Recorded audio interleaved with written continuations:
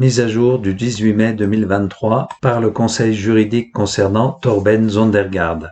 Salutations les plus chaleureuses en Christ. Ceci est une mise à jour pour les amis et les supporters du pasteur Zondergaard qui est emprisonné. Cela fait quelques mois depuis notre dernière mise à jour. Nous avons beaucoup à voir aujourd'hui. Torben est maintenant emprisonné à tort depuis 322 jours. Il a eu un effort inlassable pour obtenir sa libération par sa famille, par ses amis et par l'équipe juridique. Mais encore les autorités de l'immigration en charge de sa détention ont refusé de le laisser partir et ont récemment affirmé qu'ils ont reçu pour instruction de ne pas communiquer avec l'avocat de Torben. La situation est complexe et à bien des égards sans précédent. Voici un résumé des développements les plus récents et de plusieurs questions juridiques afin que vous puissiez rester informés et pouvoir garder tout cela dans la prière. Premièrement, l'emprisonnement de Torben et les contestations judiciaires. Encore une fois, cela fait aujourd'hui 322 jours qu'il est en prison. Il est toujours détenu au centre de détention du comté de Baker dans le nord de la Floride. À ce stade, il est là depuis plus longtemps que n'importe quel autre prisonnier. Tous les autres ont été libérés sous caution, soit expulsés, soit ont reçu un asile, soit ont été traités d'une manière ou d'une autre. Le Bureau de l'exécutif de l'immigration et des douanes, également appelé ICE, est la division du département de la sécurité intérieure qui a actuellement autorité sur la détention de Torben. Au cours des 10 derniers mois, les avocats de Torben ont fait des demandes formelles répétées aux agents de l'ICE en charge de reconsidérer leur détermination à le détenir. Mais ils refusent et n'ont fourni aucune raison valable de le faire. Il n'a été accusé d'aucun crime et l'ICE n'a fourni aucun document indiquant que Torben soit considéré comme une menace pour la sécurité publique ou la sécurité nationale, ou présentant un risque de fuite en cas de libération. Inutile de dire que les demandes supplémentaires à ces mêmes agents de l'immigration seraient fortuites. Deuxièmement, poursuite déposée devant la Cour fédérale. Les avocats de Torben ont également demandé au tribunal de l'immigration de prendre autorité sur sa détention, mais le tribunal affirme qu'il n'a pas non plus la compétence. La convergence des facteurs dans le refus obstiné de l'ICE à réévaluer sa détention sous quelque condition que ce soit et l'affirmation par les tribunaux de l'immigration de l'absence de compétence dans une circonstance où un homme a été détenu pendant près d'un an sans aucun processus établi pour envisager une libération. Il s'agit d'une grave violation du droit de Torben à une procédure régulière. Et la Constitution interdit que des personnes soient maintenues en détention prolongée sans juste cause. Il y a donc 2 semaines, l'équipe juridique de Torben a déposé une plainte devant le tribunal fédéral au sujet de sa détention illégale. Ce type d'action en justice s'appelle un bref d'habeas corpus. Le procès en habeas corpus de Torben a été déposé le vendredi 28 avril et il a présenté un argument très clair selon lequel son emprisonnement est illégal et inclut la conviction que la décision de le tenir en premier lieu n'a pas été établie selon les normes en vigueur. Troisièmement, décision positive de la Cour fédérale. Le lendemain du dépôt, la Cour fédérale a rendu une ordonnance ferme exigeant du département de la sécurité intérieure de justifier et d'appliquer pourquoi Torben ne devrait pas être libéré. Donc ici, vous avez la première fois que le cas de Torben a été porté devant un tribunal fédéral, un tribunal extérieur au système d'immigration. Et il reçoit immédiatement une décision prometteuse dans la journée. C'est une nouvelle remarquable et incroyablement encourageante. Cependant, et peut-être encore plus surprenant, c'est que le lendemain, la commission d'appel de l'immigration a rejeté l'appel de Torben et son dossier d'asile, confirmant de fait la décision erronée du premier juge de l'immigration de refuser l'asile à Torben. Le motif invoqué pour rejeter l'appel ne correspond pas et la réticence des tribunaux de l'immigration à reconnaître les faits sont profondément troublants. Détaillons la cause de crainte d'être persécuté à l'avenir.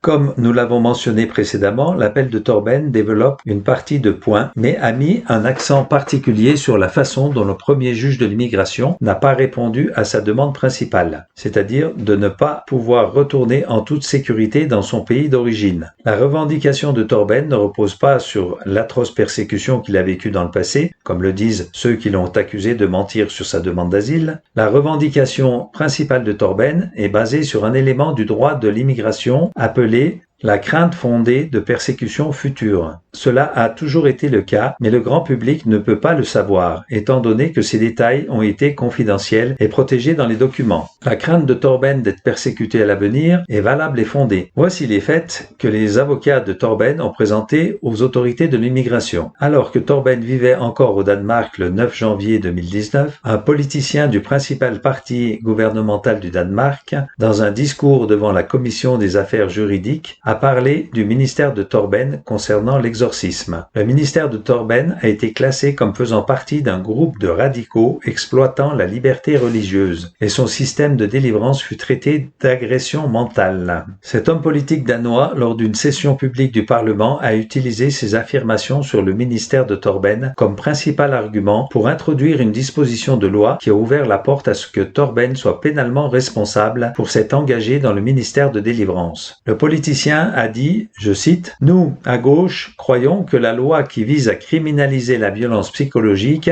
et la violence psychologique avec violence physique est un grand pas dans la bonne direction, dont nous pouvons tous être fiers. Et c'est probablement l'une des choses de ce Parlement qui me satisfait le plus. Cependant, nous espérons que le Parlement soutiendra cette adjonction à la loi. Beaucoup d'entre vous ont peut-être déjà regardé le documentaire God's Best Children, les meilleurs enfants de Dieu, et vu comment un prédicateur commet des exorcismes de démons devant des enfants qui tremblent et qui pleurent. Et nous, à gauche, nous sommes d'accord avec l'Union nationale de l'enfance que ce genre de comportement peut être décrit comme de la violence psychologique qui peut laisser les enfants avec de graves traumatismes. Pour nous, il est important de préciser que la loi s'applique également aux communautés religieuses radicales qui exploitent l'existence de la liberté religieuse et commettent des violences psychologiques sur les enfants sous forme d'exorcisme de démons. Fin de citation.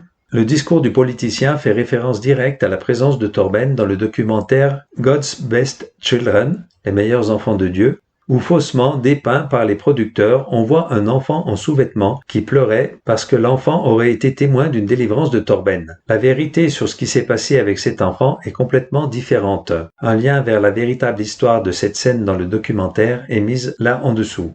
Alors imaginez ça, un politicien des partis politiques dirigeants du Danemark vise particulièrement Torben au Parlement, prétendant que l'expression de la foi de Torben commet des dommages équivalents à de la violence physique. Il termine en précisant que la nouvelle loi, assortie d'une peine pouvant aller jusqu'à 3 ans de prison, s'applique à des ministères comme celui de Torben.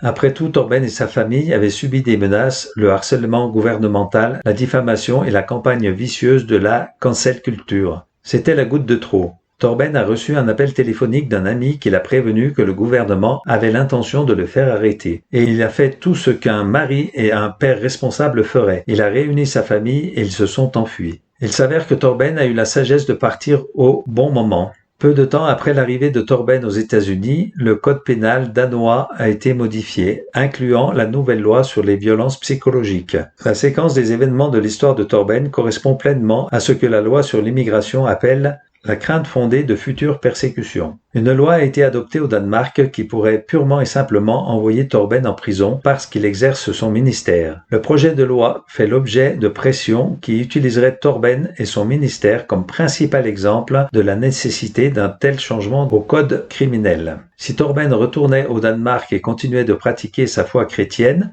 qui inclut la même audace, prêchant et libérant les captifs, il risquerait d'être arrêté. Le premier juge de l'immigration a ignoré cet aspect essentiel pour Torben de la clause « la crainte fondée de futures persécutions ». La seule façon pour le juge de rejeter la demande d'asile était d'omettre ces faits. Toutefois, la chambre de recours n'a pas eu le même luxe et a été contrainte de corriger les erreurs du premier juge. Mais le raisonnement est absurde. Une section de la décision de la commission d'appel se lit comme suit. Je cite. Dans la mesure où M. Zondergaard soutient qu'il serait accusé d'un crime pour avoir pratiqué sa religion, nous ne sommes pas d'accord. Le département de la sécurité intérieure fait savoir que le demandeur ne serait pas poursuivi en vertu de la loi, à moins qu'il ne soit accusé d'avoir violé la loi, à un moment donné dans le futur. Fin de citation. En d'autres termes, les juges d'appel disent essentiellement que si Torben devait retourner au Danemark, il ne serait pas en danger s'il évite simplement de violer la nouvelle loi, ce qui l'obligerait de cesser de pratiquer sa foi chrétienne. Est-ce que c'est ça la liberté religieuse ? Comment ces juges de l'immigration s'en tirent-ils avec ce raisonnement circulaire ? C'est comme un chien qui court après sa queue. Parfois on peut se poser la question rationnellement. Y a-t-il une sorte de pouvoir et d'influence extérieure à cette loi, ou peut-être même des pressions politiques pour expulser Torben? Après tout, le département de la sécurité intérieure a récemment classifié des chrétiens qui croient aux prophéties de la fin des temps comme des menaces potentielles à la sécurité nationale. Il est même allé jusqu'à étiqueter des maires pro-vie comme suspects potentiels de radicalisation. Il se pourrait que le cas de Torben soit inclus dans quelque chose de beaucoup plus vaste que nous le pensons. Peu importe à quel point le système judiciaire de l'immigration dysfonctionne ou quelle politique pourrait être en jeu ici, Torben a encore une occasion de se battre pour son dossier d'asile et il n'abandonne pas suite à l'appel rejeté. Torben entre maintenant dans un compte à rebours critique de 30 jours pour utiliser tous les recours juridiques qui lui restent afin d'éviter d'être expulsé. Les possibilités envers le tribunal de l'immigration étaient épuisées et maintenant Torben est en mesure de présenter son dossier d'asile devant le système judiciaire fédéral. Les faits contenus dans son dossier sont examinés par des juges qui ne font pas partie du système de l'immigration. Nous ne pouvons pas encore partager le contenu de la demande d'asile de Torben, mais c'est extrêmement bien documenté. C'est méritoire et cela montre clairement qu'il est qualifié en vertu de la loi pour obtenir l'asile aux États-Unis. L'équipe juridique n'a que quelques petites semaines pour préparer et déposer ses actions en justice. Torben espère que son cas sera traité avec équité. Maintenant, concernant le dossier de diffamation de Paul May, nous fournirons des mises à jour à ce sujet dans les semaines à venir. Veuillez prier pour toutes les parties impliquées, des avocats aux juges. En plus de l'affaire de l'immigration, vous vous souvenez peut-être que nous avons partagé une affaire de diffamation que Torben avait déposée en Caroline du Nord contre l'un de ses anciens élèves, Paul Philippe May. Les preuves détaillées dans la plainte concernant cette affaire soutiennent que Paul May a communiqué avec le département de la sécurité du territoire et a fait de fausses allégations selon lesquelles Torben aurait menti sur sa demande d'asile, commettant le crime de parjure, qu'il travaillait sans permis de travail approprié et qu'il dirigeait une arnaque financière visant à escroquer des adeptes chrétiens. De plus, Paul May a affirmé que Torben blanchissait des millions en espèces, générant une évasion fiscale. Ils l'ont même accusé d'avoir violé une jeune femme au Danemark. Paul a promis à plusieurs reprises à son public en ligne qu'il présenterait des preuves de ces accusations dans ses vidéos à venir, mais à ce jour, il n'a pas été capable de le faire. Cette affaire est en cours et par respect pour le processus, nous ne fournirons aucun détail autre que de dire que l'accusé Paul May a récemment reçu l'ordre de siéger pour une déposition. La déposition a duré 2 jours. Sous serment et sous peine de parjure, Paul May a confirmé que des ressortissants européens et un officier de l'ICE basé à Orlando étaient ses principales sources d'informations sur Torben. Il a confirmé que Torben avait des ennemis influents en Europe qui ont coordonné et exécuté une campagne pour convaincre les forces de l'ordre que Torben était un criminel dangereux. Selon Paul May, ses ennemis fournissaient des informations directement au département de la sécurité intérieure quelques semaines seulement après l'arrivée de Torben aux États-Unis en janvier 2019.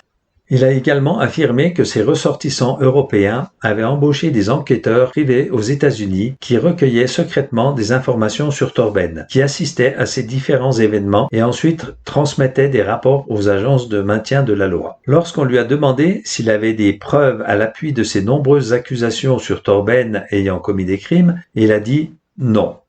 Le conseiller juridique de Paul May a demandé à avoir accès à un large éventail de documentation concernant la dernière réforme, son ministère, ses finances et sa structure organisationnelle. La dernière réforme est heureux d'avoir accepté de partager ces informations avec le conseiller juridique de Paul May afin qu'il puisse voir que les allégations faites sur la chaîne YouTube de Paul et directement aux forces de l'ordre américaines étaient fausses. Enfin, beaucoup, comme Paul May, ont accusé Torben de mentir sur sa demande d'asile. Au début, c'était surprenant, d'autant plus qu'aucune de ces personnes accusant Torben n'avait vu son dossier. Mais dans le contexte, cela a maintenant plus de sens. Il semble clair qu'il y a une campagne coordonnée au Danemark pour détruire Torben et son ministère. Cette campagne a failli réussir à le faire arrêter. Mais heureusement, Torben est venu sagement aux États-Unis pour chercher la sécurité. Et donc maintenant, ces mêmes ennemis et les mandataires qu'ils ont influencés font tout pour faire refuser la demande d'asile de Torben. Il serait donc renvoyé au Danemark et il pourrait tenter de reprendre là où ils se sont arrêtés. Cet effort pour bloquer l'asile sert à ça.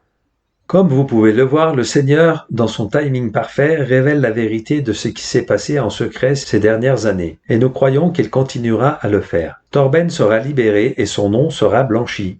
Merci d'avoir pris le temps d'écouter aujourd'hui. Nous continuerons à mettre à jour l'affaire de Torben. Nous apprécions grandement les contributions financières au fonds de défense de Torben. Sans votre soutien, ces efforts pour défendre Torben ne seraient pas possibles. Venez visiter le site friendsoftorben.com si vous avez à cœur de continuer à soutenir sa défense légale ou écrire une lettre à Torben.